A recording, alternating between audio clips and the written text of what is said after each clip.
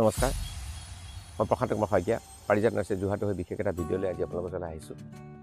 আজি আমি কথা পাতিম মধুৰি কাল্টিভেশ্যনৰ বিষয়ে বা মধুৰি খেতিৰ বিষয়ে। কিয়নো আমি মধুৰি লগাম আৰু ইয়াতনো কি মধুৰি লগালে বেনিফিটছ কি আছে কমাৰ্চিয়েল ব্যৱসায়িক ভিত্তিত বা যি গ্ৰহণ কৰে তেওঁৰ কাৰণে বেনিফিট কি আছে, কিমান স্পেচত লগোৱা ভাল, কেনেকুৱা মাটিৰ উপযুক্ত, সেইখিনি বিষয়ে আমি কথা পাতিম। আহক আমি তাৰ বিষয়ে আলোচনা কৰোঁ। ইতিমধ্যে মই কথা পাতিছোঁৱেই মধুৰিৰ বিষয়ে। মই যিজোপা গছৰ তলত আছে আপোনালোকে ধৰিব পাৰিছে, এজোপা মধুৰি গছ আমাৰ বাৰীত ৰোৱা অন্ততঃ আজি 10-15 বছৰ হৈছে। তো ইয়াৰ গ্ৰ'থ যিটো মই দেখিছোঁ বা ফ্ৰুইটৰ যিটো টেষ্ট মই দেখিছোঁ, তাকে চাই মই ধৰি পাৰিছোঁ যে এইটো কমাৰ্চিয়েলি এইটো বস্তু ভাইবল হ'ব আমাৰ মাটিত। প্ৰথম ফাৰ্ষ্ট ৰিকুৱাৰমেণ্টটো হ'ল যিটো আপোনাৰ দৰকাৰী মধুৰি গছ কাল্টিভেশ্যনৰ কাৰণে, প্ৰথম কথাটো হ'ল ওখ চানেকীয়া মাটি হ'ব লাগে। পানী জমা হোৱা জেগাত মধুৰি কেতিয়াও সোৱাদ নহয়, সেইটো আমি জনা দৰকাৰ। গতিকে আপোনালোকে এটা যেতিয়া জেগা বাছনি কৰে আপুনি সদায় মনত ৰাখিব ৰ'দ ঘাই ওখ চানেকীয়া মাটি আপুনি ল'ব, য'ত আপোনাৰ পানী জমা নহয়। এতিয়া দ্বিতীয় কথা হ'ল ডিষ্টেঞ্চ, কিমান ডিষ্টেঞ্চত আমি লগাম। এতিয়া কথাটো হ'ল আপুনি লাইন বাই যদি লাইনত যোৱা যায় তেনেহ'লে আপোনাৰ পুলিৰ পৰা পুলিৰ যিটো ডিষ্টেঞ্চ সেইটো আপুনি ধৰক 12 ফুট ডিষ্টেঞ্চত লগালে, আৰু লাইনৰ পৰা লাইন শাৰীৰ পৰা শাৰী আপুনি 8 ফুট ডিষ্টেঞ্চত লগালে। এতিয়া তাতে চবৰে হয়তো মতভেদ বেলেগ বেলেগ হ'ব। কোনোবাই ক'ব যে নহয় তাতকৈ বেছি ডিষ্টেঞ্চত লগালে ভাল, সেইটোও শুদ্ধ, বা আপুনি যিটো পাব সেইটোও শুদ্ধ। কিন্তু সাধাৰণতে আমি দেখিছোঁ যে 10 ফুট বা এইফালে যদি আপুনি 8 ফুট কৰি পেলাই কৰোঁ তেনেহ'লে বেয়া নহয়, সিমানটো ডিষ্টেঞ্চত পৰা যায়। সময়ে সময়ে তাক যিটো কলম দিয়া যায় সেইটো দিব লাগিব, আৰু তাত যিখিনি খাদ্য বস্তু আছে সেইখিনি দিব লাগিব, তেতিয়াহ'লে গছজোপাৰ গ্ৰ'থ সুন্দৰ হয়। এতিয়া কথাটো হ'ল ভেৰাইটি আমি কি লগাম।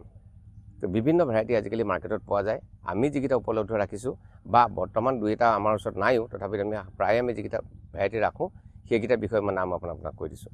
এটা হ'ল থাই 7, আজিকালি পপুলাৰ এটা ভেৰাইটি হ'ল থাই 7 ভেৰাইটি বা থাই পিংক ভেৰাইটি। ইয়াৰ চাইজটো যিটো মধুৰিটোৰ যিটো আকাৰ সেইটো হ'ল মিডিয়াম, খুব বেছি ডাঙৰ নহয়, তথাপিতো অনুমানিক ধৰক 300-350 গ্ৰাম সহজে হোৱা দেখা যায়। সেইটো সহজে সাধাৰণতে এইটো ৱেইট আমি দেখোঁ এটা মধুৰি, এটা মধুৰিত মই কথাটো পাতিছোঁ। আৰু দ্বিতীয় কথা হ'ল থাই 7 আছে, থাই পিংক আছে, এটা হ'ল ৰেড ডায়মণ্ড আছে, এটা হ'ল হোৱাইট ডায়মণ্ড আছে, ভিয়েনাৰ বুলি এটা ভেৰাইটি আছে, তাৰপিছত আপোনাৰ L49 বুলি এটা ভেৰাইটি আছে, এলাহাবাদ বুলি এটা ভেৰাইটি আছে, ষ্ট্ৰবেৰী গুৱাভা বুলি দুটা ভেৰাইটি আছে আমাৰ হাতত। এটা হ'ল আপোনাৰ য়েল্ল', এটা হ'ল ৰেড। অৱশ্যে কমাৰ্চিয়েলি এই দুটা মই ৰিকমেণ্ড নকৰোঁ, অলপ চাইজটো সৰু হয়। এটা হ'ল ৰেড কালাৰৰ এটা গুৱাভা পোৱা যায়, সেইটো আমি দেখোঁ, সেই গুৱাভাটো আমাৰ ইয়াত হয়।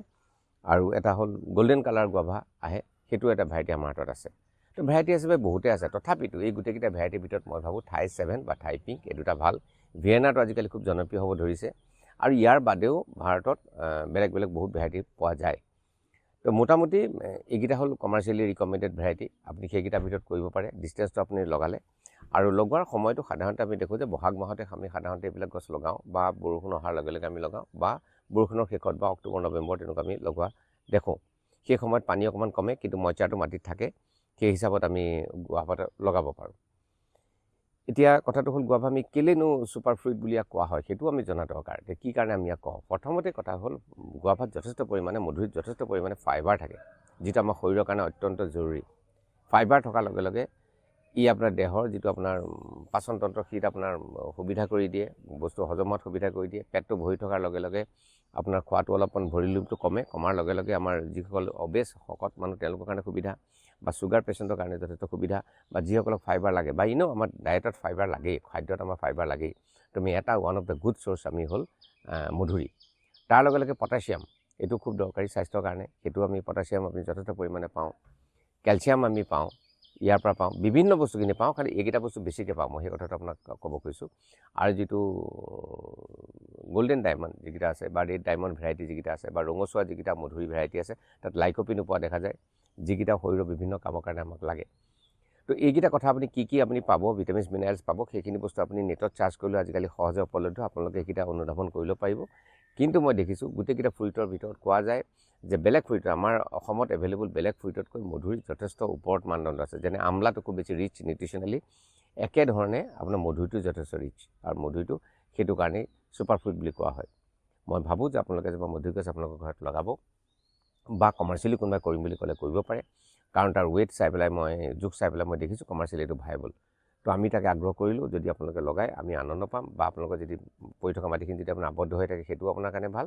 খালি এইকেইটা কথা আপুনি মনত ৰাখিব, ওখ চানেকীয়া মাটি হ'ব লাগে, ৰ'দ ঘাই হ'ব লাগে, আৰু বজাৰ দৰ যথেষ্ট ভাল, আৰু পোকৰ কাৰণে কেনেকৈ প্ৰিভেণ্ট কৰিব কি কৰিব সেইখিনি আমি কথা পাতিম দৰৱ পাতিৰ বিষয়ে আমি বাৰু কেতিয়াবা আলোচনা কৰিম আৰু আজিকালি দেখা যায় যে পলিথিনটো পিন্ধাই থয় কাৰণ পোকৰ এটেক নহ'বৰ কাৰণে পলিথিনটো পিন্ধাই থয় আৰু দুই এটা হয়তো মধুৰিৰ সমস্যা হয় গছত সেইকেইটা আমি সময়ত কেতিয়াবা আলোচনা কৰি ল'ম বাৰু কিন্তু মই আজি এইটোৱে ক'লোঁ যে মধুৰি আপুনি কমাৰ্চিয়েলি কৰা এটা কৰিব পৰা ক্ৰপ আৰু আপোনালোকৰ মাটিত কৰি আপুনি নিজেও ঘৰখন ধুনীয়াকৈ ৰাখক আৰু নিউট্ৰিশ্যন ভেলুটো ৰাইজক আপুনি বিলাই দিব পাৰিব ধন্যবাদ আজিৰ বাবে ইতিমধ্যে আমাৰ ভিডিঅ'খিনি চাই আপোনালোকে ভাল পাইছে বুলি আমি অনুমান কৰিছোঁ তথাপিতো যদি আপোনালোকৰ কিবা কমেণ্ট থাকে আমাক জনাব যদি আপোনালোকৰ ছাজেশ্যন থাকে আমাক জনাব আৰু যদি চেনেলটো ভাল পায় তেতিয়াহ'লে লাইক কৰি পেলাই ছাবস্ক্ৰাইব কৰিলে আপোনালোকে নাপাহৰিব যাতে আমি ভৱিষ্যতে ভাল ভিডিঅ' দিবলৈ উৎসাহিত হওঁ ধন্যবাদ